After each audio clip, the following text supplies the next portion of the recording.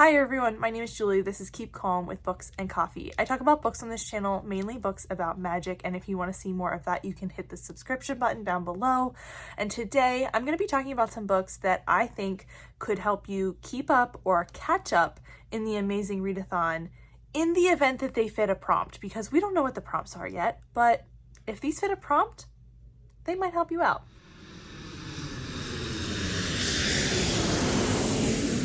If you haven't heard of Bree from Four Paws in a Book and her amazing readathon, you definitely will want to check out her announcement video that I will have linked down below. That has all the details about how this readathon works, where you can sign up, how we're going to participate, but it's all happening next month in June.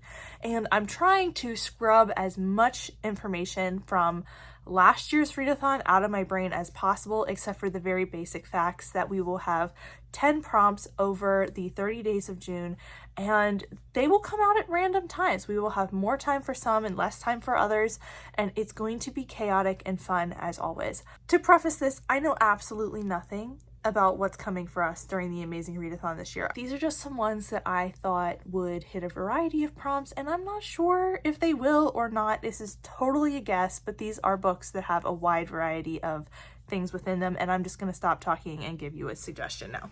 The first one I'm going to talk about is the Clean Sweep series by Ilana Andrews.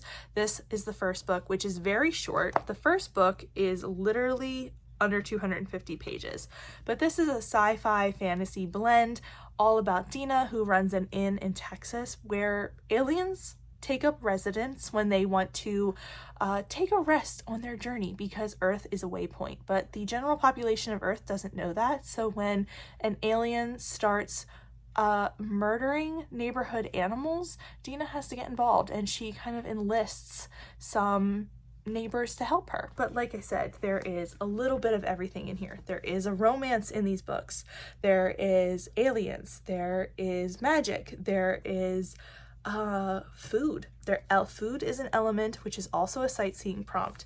I think this series itself could hit so many different sightseeing prompts that I'm going to put up like a graphic here to show you, because I just think this would be a great option for people. It has an audiobook. There's a little bit of something for everyone in this series, I think, and it is criminally underrated.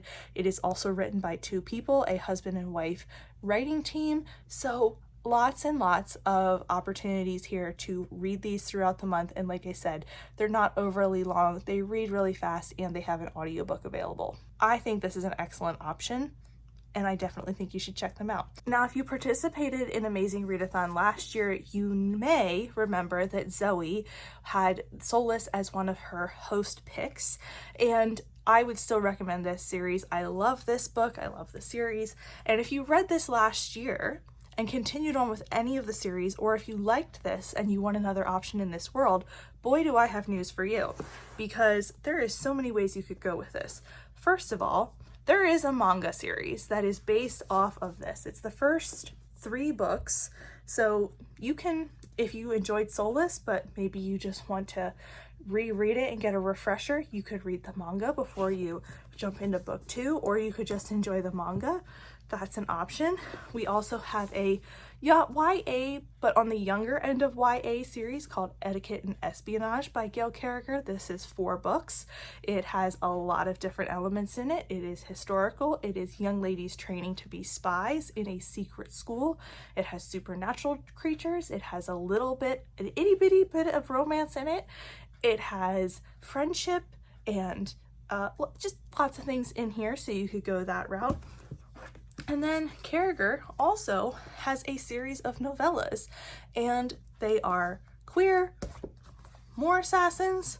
Then we have Americans going to England to run away from their past, and all of these are written by Gail Carriger, who is queer and also just fabulous. And I love all of the steampunk vibes in here, but there's a variety here. Like I said, there are so many different novella series as well as full-length book series that you could definitely check out. And since a lot of people got introduced to Carriger last year by Zoe, I thought I wanted to mention and remind you that she has a lot of many other books on offer that you could check out and read for Amazing Readathon. Next up is an author that is on my radar to hopefully fit into some Amazing Readathon prompts, but it is Chloe Elise.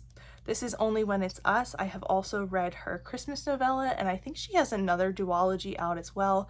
But she follows, in this series, we follow a set of brothers who they all are finding romance as we go along. And they all have a different trope. They all have a different color cover. There's different representation in each one. And I just think this is an ideal series to kind of keep your eye on and maybe try out if it fits a prompt for you, because like I said, there's a lot of different things going on in this series, and she has a couple of series out. So another one that I will be possibly reading. Then I'm gonna have to mention this book because I just bumped it on my shelf. Like it basically put itself in this video, and I keep thinking about it, so I want to include it as well. And that is Every Time You Hear That Song by Jenna Voorhees. This is a book that I'm super excited about. I am traveling to Nashville this weekend, and I am hoping to read this. Like, I'll be back by the time you see this, but I am hoping to read this and do a vlog for you, so you'll see what I think of that. But if you can tell by the cover, this is sort of Dolly Parton inspired. In this, we are following a young journalist who finds out that her favorite country music singer has passed away, and that there is a time capsule, like clues leading to a time capsule with more information about her death in it, because this country music star went out of the spotlight years and years ago. So the two of them, her and her co-worker, end up on a journey together, and this has less than 1,000 ratings on Goodreads. At the time I am filming this, it only had 500 the last time I checked. It is a brand new release. I'm really excited for it. It gives me Evelyn Hugo, Dolly Parton, and Taylor Swift vibes, and it just sounds excellent, and I'm really excited for it. So I'm gonna be reading this soon, and I will let you know what I think of it. Next up, I have a few historical romances that I have really enjoyed, and both of these series, the Hell's Bells series by Sarah MacLean, as well as the Society of Sirens series by Scarlett Peckham, these both revolve around friendship groups of women who are trying their best to tear down the patriarchy in historical England and build up women within society. So they're very fun that way. Both of these are fun series. I have enjoyed both, and I'm waiting on the final book in both series on bated breath. So these are fun, and they are a little more progressive and inclusive than historical romance traditionally is. Then we also have, again by Sarah MacLean, The Wicked and the Wallflower. This is the Bare Knuckle Bastards book 1, and this is about 3 siblings all finding love in historical London as well. And this is really the ladies taking charge of their romances, which is also fun. I also want to recommend Witchmark by C.L. Polk. This is just over 300 pages, and it is a fantasy story about a doctor who is treating men coming home from a war, and he's not supposed to be using magic, and he is caught out using magic to treat them. And this is the story of how he kind of unravels what's going on behind the scenes and why these men are coming back from the war the way they are. And it is extremely touching. It's queer, it's full of magic and darkness, and I loved it to bits. So definitely another recommend for me. Then I'm going to mention this here at the end because, well, everyone is going to mention the Every Heart a Doorway series by Shauna Maguire, The Wayward Children, because these are short, they are full of representation, they're by a queer author.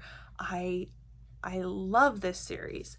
However, I also really love the October Day series, and like, for instance, this fits the all 5 vowels in the cover prompt. Just as a heads up, they're not super long, like they're just around 350 pages in a mass market paperback, and they're full of heart. This series the first book is a little bit all over the place, but they are so good as you get deeper in the series, and I always want to recommend these because they're basically fairy crime procedurals, and they're fun. in a lot of ways. They tear out my heart like every book, but I still love them. And if that's something that you think you'd be interested in, there's like an 18-book series here for you to investigate. I don't know if it's going to work for Amazing Readathon, but I've just been thinking about this series a lot lately and how great it is. So those are a few recommendations that I have for books that I love, that I would love for you to read, whether it's in June or beyond. But I just remember a lot of people being stressed about falling behind last year, and that, you know, all the reading you're doing in June is helping your team. But these were some shorter recommendations that I thought if you're worried about catching up or staying caught up, that might help you out, since they are kind of, a lot of them have a lot of different elements to them. A lot of them would be considered like a genre blend. So I thought they might be good recs, because it could be anything or anyone or anywhere that we are going in June. And I just wanted to give you as much variety as possible in topic and representation and color of cover and author and everything. So that's it for me today. If you have any thoughts or feelings or want to share anything about the books that I talked about today, please let me know down below. I'd love to chat with you about them, and I can give more detail about any of these if you'd like it. Thank you so much for watching. Good luck in the Amazing Readathon next month, and have a ton of fun. I'm sure our fearless leader Bree has the most amount of chaos planned for us as she could possibly pack in, and I cannot wait for it. So I will see you there. Thank you so much for watching, and I will see you next time. Bye.